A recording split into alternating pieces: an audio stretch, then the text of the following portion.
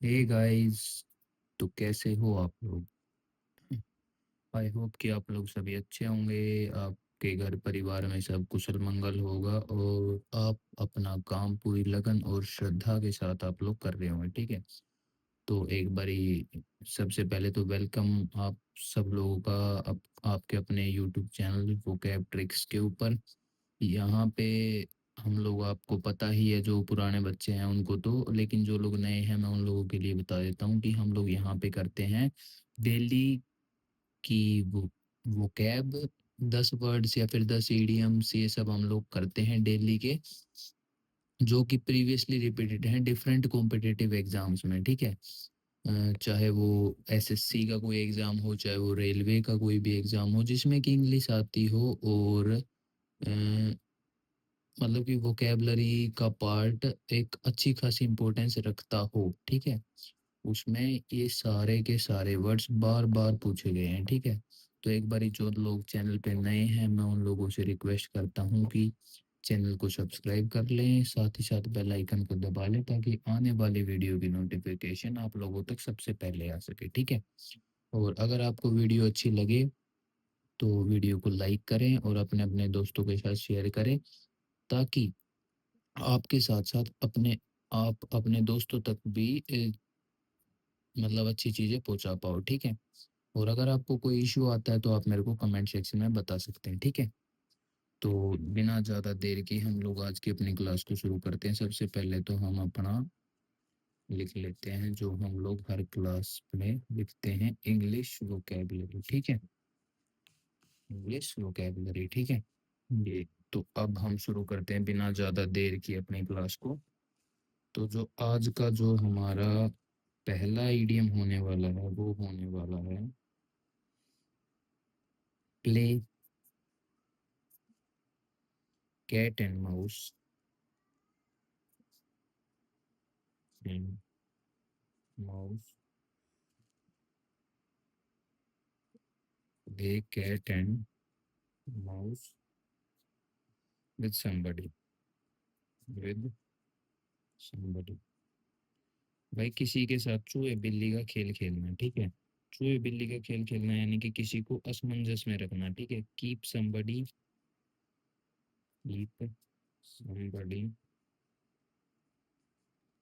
इन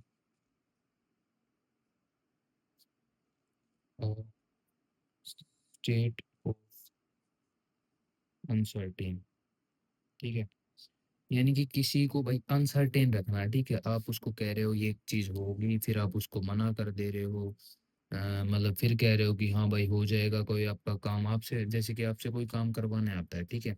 तो आपसे कोई पूछता है सर ये काम हो जाएगा, तो आप उसको कह रहे हो कि हाँ हो जाएगा, फिर उसको मना कर दे रहे हो कि भाई नहीं हो पाएगा, फिर कह रहे हो जाएगा। तो यानी कि आप उसके साथ चूहे बिल्ली वाला खेल खेल रहे हो, ठीक है ना।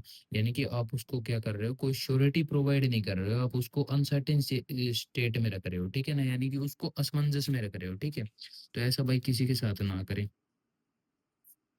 ठीक है। अगर रियल लाइफ से हम कनेक्ट करें तो आप किसी से पूछते हो भाई आप मेरे साथ रहोगे, तो वो आपको बोलता है हाँ, फिर वो मना कर देता है, तो काफ़ी लोग रिलेट कर पा रहे होंगे। तो उस टाइप का काम किसी के साथ ना करें भाई, ठीक है। तो जो सेकंड हमारा वो होने वाला है, ईडीएम होने वाला है, वो होने वाला है be coat with chef. Be coat with chef, इसका मतलब क्या हो गया? यानी कि आसानी से किसी को धोखा दे देना, यानी कि टू बी इजीली फूल्ड, यानी कि कोई आपको आसानी से धोखा दे रहा है, ठीक है। किसी को आसानी से धोखा दे देना यानी कि किसी को आसानी से बेवकूफ बना देना, ठीक है।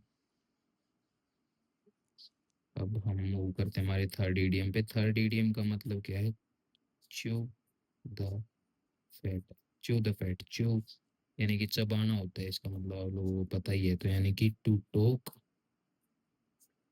इन relaxed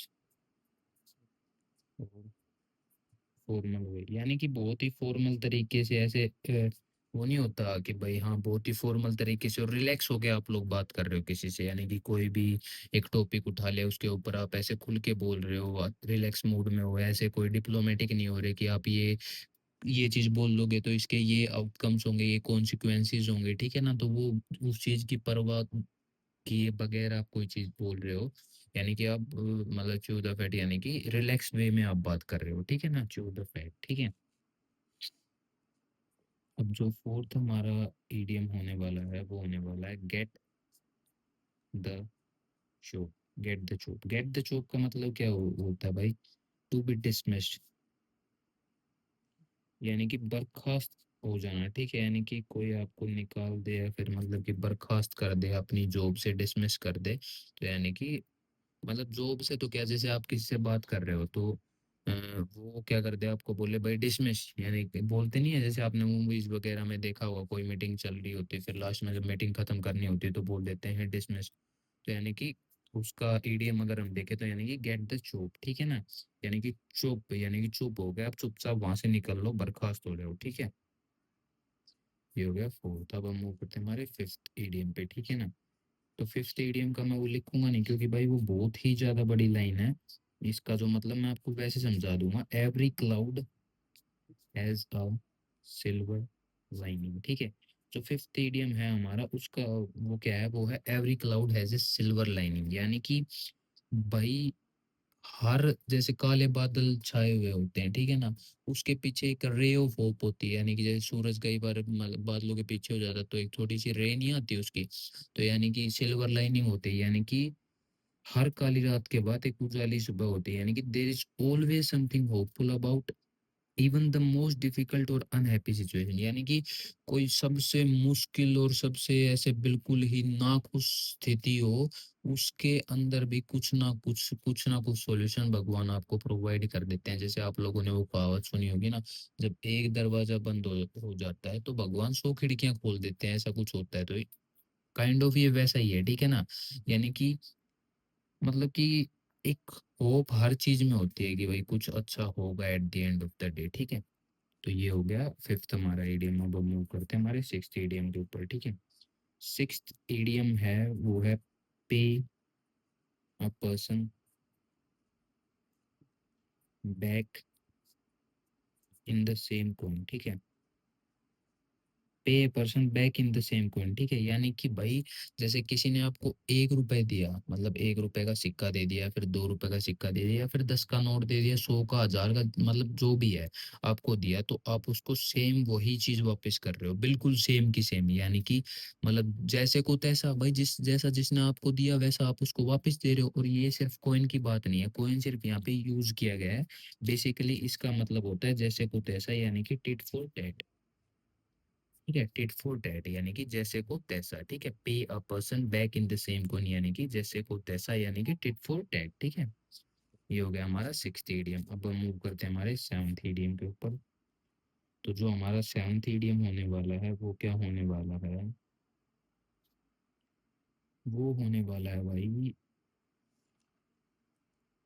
coal on the call on the carpet, यानी कि भाई किसी को कारपेट के ऊपर बुलाना, रेड कारपेट नहीं होता, किसी को वहां पे बुलाना, ठीक है? यहाँ पे रेड नहीं है, तो यानी कि सिर्फ कारपेट पे बुला रहे हो। अब अगर आप उसकी इज्जत कर रहे होते या फिर आप उसके लिए मतलब कुछ ऐसा अच्छा कुछ कर रहे होते तो आप उसको रेड कारपेट पे ही बुलाते ना। लेकिन यहाँ पे कहीं पे भी रेड कारपेट नहीं है, तो यानी कि डांट फटकार लगाने के लिए किसी को, मतलब डांट फटकार लगाना, यानी कि टू क्रिटिसाइज,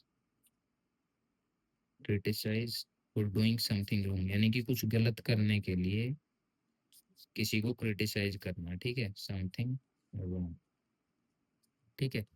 ये हो गया कोल ऑन द कारपेट का मतलब, ठीक है? यानी कि to criticize for doing something wrong, ठीक है? ये हो गया हमारा सेवंथ इडियम। अब हम मूव करते हैं हमारे एट पे, यानी कि कम टू अ प्रेटी पास। भाई प्रीति के पास आ गए, प्रीति आपको छोड़ के गई थी, आप क्या आ गए, प्रीति के ही पास वापस आ गए, तो यानी कि आप कहाँ आ गए भाई, कठिन परिस्थिति में आ गए, ठीक है ना? Reach a bad state of affair, ठीक है? इसको ऐसे याद कर सकते हैं भाई, प्रीति प्रीति हमें छोड़ के गई थी, हम प्रीति के ही पास वापस चले गए, तो यानी कि हम कहाँ पहुंच गए भाई, मुसीबत में पहुंच गए। या फिर प्रीति मतलब प्रीति से आपका ब्रेकअप हो गया था, या फिर प्रीति आपकी दोस्त हुआ करती थी, वो मतलब दोस्ती किसी कारण से टूट गई आपकी। तो लेकिन फिर प्रीति पास आई, प्रीति बताने लगी भाई ये मिसअंडरस्टैंडिंग हो गई थी। तो यानी कि अब आप क्या हो गए, कठिनाई में पहुंच गए भाई, प्रीति सच बोल रही है झूठ बोल रही है, क्या सीन है, ठीक है। तो यानी कि reach a bad state of affairs, ठीक है। अब हम मूव करते हैं हमारे नाइन्थ पे, यानी कि कम टू पास। भाई कम टू पास यानी कि मेरे पास आओ, यानी कि भाई आप जब पास आओगे जब तो कुछ होगा, बिना पास आए थोड़े ना कुछ होता है, ठीक है ना। जब कोई आपके पास आता है तभी तो कुछ ना कुछ होता है, अब कोई पास ही नहीं आएगा तो कैसे क्या होगा, ठीक है ना। यानी कि कोई भी चीज का अगर आपको सॉल्यूशन करना हो, तो यानी कि लड़ाई करनी हो तो, या फिर कुछ भी करना हो एक्स वाई जेड आपको, तो आपको किसी के पास जाना पड़ेगा ना, यानी कि टू हैपन, ठीक है। ये सिर्फ याद करने के लिए बता रहा हूँ भाई मैं आप लोगों को, अपने सेंटिमेंट्स इसके साथ ना जोड़ें कि क्या बोल रहे हैं ये वो, ठीक है ना। मैं सिर्फ याद करने के लिए आप लोगों को ट्रिक्स प्रोवाइड कर रहा हूँ, ठीक है। और इतने आप अभी समझदार हैं भी कि भाई आप इस चीज का मतलब बड़ा मुद्दा ना बनाए कि क्या है क्या नहीं, ठीक है। तो ये हो गया कम टू पास, ठीक है। अब जो आखिरी हमारा इडियम होने वाला है, to cut one short, to cut one short, ठीक है। To cut one short, to cut one short का मतलब क्या होता है, इंटरप्ट करना, ठीक है ना। इसी काम में दखल अंदाजी करना, ठीक है, दखल देना, ठीक है। अब जैसे ये नहीं होता कि भाई एक टी आएगा भाई यहाँ पे, तो कभी दो सोच जाओ, ठीक है ना। कट वन शॉर्ट यानी कि किसी काम में दखल देना, ठीक है ना, इंटरप्ट करना। अब जैसे कोई डायरेक्टर वगैरह है, शॉर्ट बोलते हो यानी कि कट कट बोलता है ना वो, तो यानी कि वो क्या करता है, इंटरप्ट करता है, यानी कि दखल देता है वो, ठीक है। तो ये थी आज की हमारी क्लास, आई होप कि आप लोगों को समझ में आई होगी, और समझ में आई है, पसंद आई है तो वीडियो को लाइक कर दो और अपने अपने दोस्तों के साथ शेयर कर दो।